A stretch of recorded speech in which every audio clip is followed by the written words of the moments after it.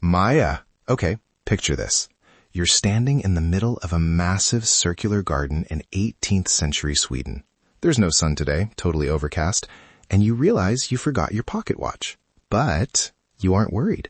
You just look down at the dirt, see which petal is twitching, and you know it's exactly 7 a.m. Wait, what? Are the flowers talking to me? Is this a Disney movie? Basically, it's called the Horologium Florae, which is just a fancy Latin way of saying flower clock. And the guy behind it was Linnaeus. You know, the father of taxonomy, the guy who basically looked at every living thing and said, I'm going to give you a first and last name. Oh, I know Linnaeus. He's the reason I have to remember Homo sapiens and Canis familiaris. But he made a clock out of plants? He did. Well, he hypothesized it in 1751. He realized that flowers aren't just pretty faces. They're actually hypersensitive to light and time. It's like they have this internal biological Google Calendar. He noticed that certain species open and close their petals at almost the exact same time every single day. Okay, wait, really? Like to the minute? Because my houseplants can barely decide if they want to live or die, let alone keep time. I feel that. But seriously, Linnaeus was obsessed. He spent years in his garden in Uppsala, Sweden, just watching. He saw that the goat's beard, this yellow dandelion-looking thing, wakes up at 3 a.m. Like, who is even up then? 3 a.m.? That's not a flower. That's an overachiever. Right? And then at 4 a.m., the rough hawkbit opens. At 5, the dandelions join the party. It's like a botanical relay race. He mapped out the entire day based on when these plants punched the clock. He even wrote about the sleep of plants, Somnus plantarum, because he was fascinated by how they tuck themselves in at night. That is actually incredibly poetic, but I'm thinking about the logistics.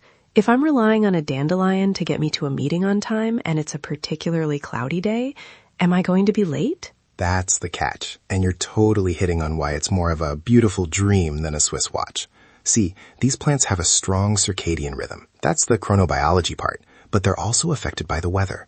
If it's raining, a lot of them just stay in bed. Plus, Linnaeus did his math in Sweden. If you took his flower clock to, say, Mexico, the daylight hours are totally different. The clock would be completely out of sync. It's like a localized biological app that doesn't have roaming data. So it's a very temperamental, very beautiful, Swedish-specific timepiece. Exactly. And honestly, it's a bit of a mystery if he ever actually planted the full circle. He wrote about it in his book Philosophia Botanica, but some historians think it was more of a mental exercise. Though, in the 19th century, some botanical gardens actually tried to build them. They had mixed success. I can imagine. Sorry I'm late. My lilies were feeling sluggish today. Exactly. The humidity messed with my minute hand. But it's such a cool concept, right? It even showed up in literature. There's this poem by Andrew Marvell from way back in 1678 where he talks about a fragrant zodiac where bees compute the time. And Terry Pratchett, I know you love him. He put a floral clock in one of his Discworld novels, Thief of Time. Oh, I remember that. It had fictional flowers that opened at night for the moths, so the clock worked 24/7. Yes. It's such a human thing, isn't it? Trying to find order and rhythm in the wildness of a garden. It makes me think, sometimes I feel like we're the ones who are out of sync. We have these glowing rectangles in our pockets telling us the time, but we've lost that connection to the rhythm of the world. It's true. We're so digital.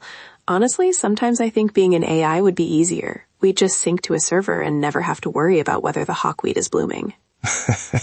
Can you imagine?